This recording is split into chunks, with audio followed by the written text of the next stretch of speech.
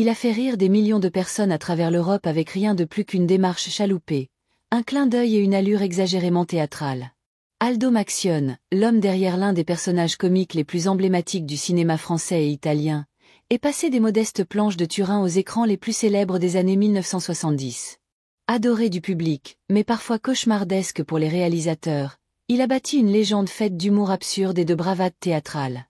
Si vous aimez ce récit et que vous voulez découvrir encore plus d'histoires incroyables, n'oubliez pas de vous abonner et de liker la vidéo pour soutenir notre travail. Né dans la ville industrielle de Turin en 1935, Aldo Maxione grandit dans une famille ouvrière où le rire était une monnaie précieuse. Dès l'enfance, il montrait un sens aigu du timing et de l'imitation, des talents qui allaient définir toute sa carrière. Ses idoles n'étaient pas des chanteurs d'opéra italiens ni des footballeurs, mais des stars du cinéma américain.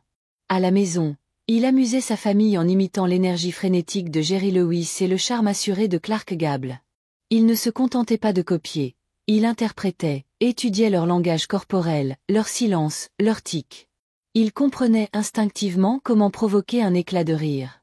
Au début des années 1960, Maxione connaît son premier grand succès en participant à un radio-crochet populaire, une émission de talent diffusée qui préfigurait déjà ce que seront plus tard les concours télévisés. Sa victoire lui ouvre les portes d'un théâtre local à Turin où il se distingue, non par une formation classique, mais par une présence scénique brute et magnétique. Le public est immédiatement captivé par sa gestuelle. Il pouvait déclencher un rire avec une simple grimace ou un faux pas. Ce théâtre devient son laboratoire, où soir après soir, il teste des numéros, affine son rythme comique et découvre la puissance d'un silence bien placé entre deux gags. Peu après, il est recruté dans un groupe qui marquera durablement sa vie, I Bruto. Avec d'autres artistes italiens Giancarlo Zulu, Ettore Bruno, Gianni Gori et Gilberto Mellini, ils inventent un mélange explosif de rock'n'roll, de burlesque et de parodie. Ils ne faisaient pas que chanter, ils se jetaient contre les murs, tombaient des chaises, portaient des costumes ridicules et lançaient des blagues au beau milieu d'une chanson. Leur énergie anarchique correspondait parfaitement à la contre-culture juvénile de l'époque. Le groupe devient rapidement une sensation en France et en Italie. Leur succès les conduit jusqu'à l'Olympia de Paris, salle mythique où ils assurent la première partie de grandes vedettes de l'époque. C'est là qu'Aldo invente ce qui deviendra sa signature, la fameuse démarche Maxione. Une démarche ridicule et hyper masculine, torse bombé, balancement de hanches exagéré. Inspirée en partie par Alberto Sordi, elle était à la fois une parodie de la virilité et une invitation à rire de l'ego masculin. Le public est conquis. Très vite, les tabloïds français le surnomment Aldo la classe, une expression ironique et affectueuse qui restera attachée à son image. La démarche devient si populaire qu'elle est imitée par des écoliers, parodiée dans d'autres films, et même reprise dans des émissions de variété en France comme sketch à part entière. Sa notoriété explose. Le cinéma ne tarde pas à s'intéresser à lui. Le réalisateur Claude Lelouch, déjà célèbre pour Un homme et une femme, décèle chez Maxione une étincelle singulière. Il lui offre un rôle dans Le Voyou en 1970, aux côtés de Jean-Louis Trintignant. Ce n'est pas un rôle comique, mais un personnage secondaire qui, par sa simple présence, apporte un contraste surprenant à l'ambiance sombre du film.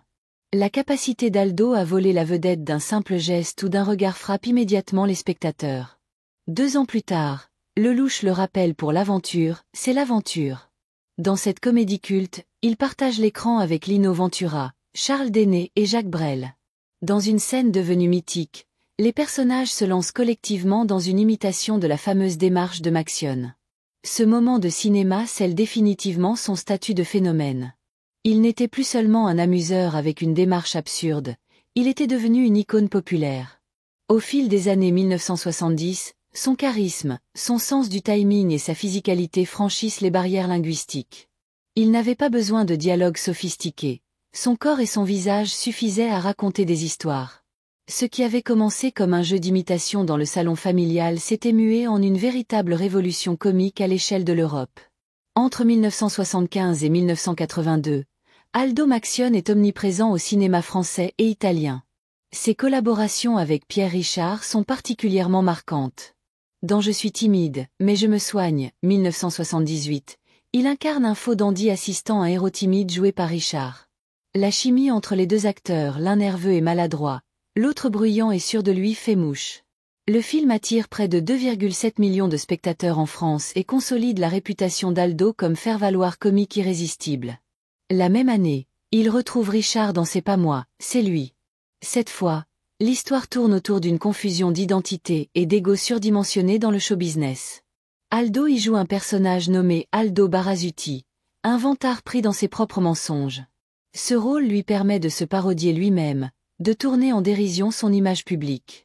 Les spectateurs adorent cette mise en abîme et les critiques commencent à reconnaître qu'au-delà du clown tapageur, il existe chez Maxion une conscience aiguë de son art. Dans Plus beau que moi, Tu meurs de Philippe Clair, Aldo pousse l'autodérision encore plus loin. Il y incarne un gigolo italien enchaînant les catastrophes, transformant la vanité en un art à la fois comique et pathétique.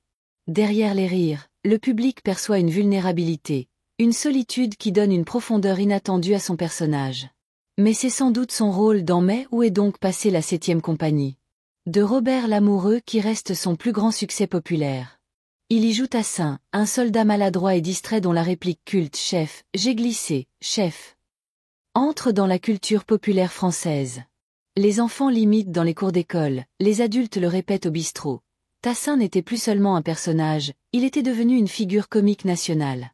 Pourtant, en coulisses, les choses ne sont pas toujours aussi joyeuses.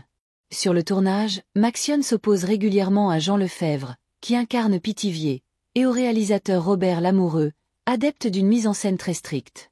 Aldo, lui, préfère improviser, ajouter des blagues, sortir du cadre. Cette liberté exaspère ses partenaires. Un jour, après une dispute restée célèbre, il quitte le plateau en uniforme militaire, erre dans la campagne normande et finit par téléphoner au producteur Alain Poiré, exigeant qu'on lui apporte une limonade et des excuses. Poiré lui envoie une voiture et la limonade. Lamoureux, lui, reste inflexible. Lorsque vient le moment de tourner la suite, on a retrouvé la 7e compagnie, beaucoup s'attendent à revoir Aldo. Mais il refuse, officiellement pour des raisons d'agenda. Officieusement, il ne voulait plus travailler avec Lamoureux ni Lefebvre. Il est remplacé par Henri Guibet.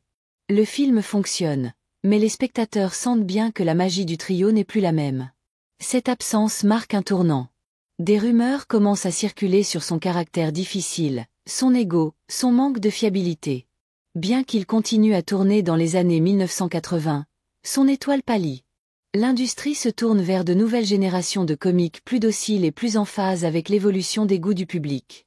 Le cinéma français des années 1970 et 1980 a souvent mis en avant des duos inoubliables, mais celui formé par Aldo Maxion et les comédiens français reste unique. Avec son accent chantant, sa démarche chaloupée et son charisme naturel, il apportait une saveur particulière au film. Les spectateurs se souvenaient de lui non seulement pour ses répliques mais aussi pour cette façon de transformer une simple scène en un moment culte. Cette énergie comique, mêlée à une dose d'autodérision, en faisait un acteur incontournable de l'époque. Très vite, les producteurs comprirent qu'il suffisait de mettre son nom à l'affiche pour attirer le public. Son image de séducteur maladroit mais attendrissant séduisait aussi bien les hommes que les femmes. Son personnage était à la fois une caricature et un miroir de la société, incarnant les travers masculins tout en restant profondément humain. Dans un paysage cinématographique en pleine mutation, il représentait une forme d'authenticité. Pourtant, derrière cette popularité, Aldo Maxion restait un homme simple. Il ne cherchait pas à rivaliser avec les grandes stars internationales. Sa vie personnelle se voulait discrète, loin des excès qu'on associait souvent au monde du show-business. Ses interviews laissaient transparaître une philosophie de vie, profiter de chaque instant sans se laisser griser par le succès. Cette authenticité renforçait l'affection que le public lui portait.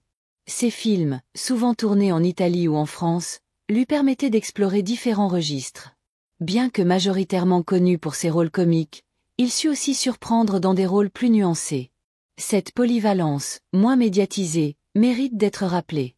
Elle démontre qu'il n'était pas seulement un acteur comique, mais un interprète complet. Malgré tout, l'étiquette de comique lui colla longtemps à la peau. Certains critiques, parfois sévères, le réduisaient à ses mimiques et à ses répliques. Mais le public, lui, ne se trompait pas. Les salles de cinéma continuaient de se remplir, et les générations se transmettaient ses films comme un héritage. Ces scènes étaient rejouées, imitées, parodiées, preuve que son impact dépassait largement le cadre d'une simple carrière d'acteur. À mesure que les années passaient, Aldo Maxion fit des choix plus sélectifs. Il préféra se retirer doucement du devant de la scène plutôt que de s'accrocher à une notoriété qui aurait pu s'essouffler. Ce choix, courageux et rare dans ce milieu, témoigne encore une fois de sa sincérité. Il ne voulait pas se répéter ni décevoir son public. Son image resta pourtant vivace. À la télévision, ses films étaient régulièrement rediffusés, rappelant à chacun son style inimitable. Les nouvelles générations découvraient alors cet acteur qui faisait rire leurs parents et grands-parents. Cet effet de transmission renforçait sa place dans l'histoire du cinéma populaire. En parallèle, son rapport avec ses fans resta marqué par la proximité.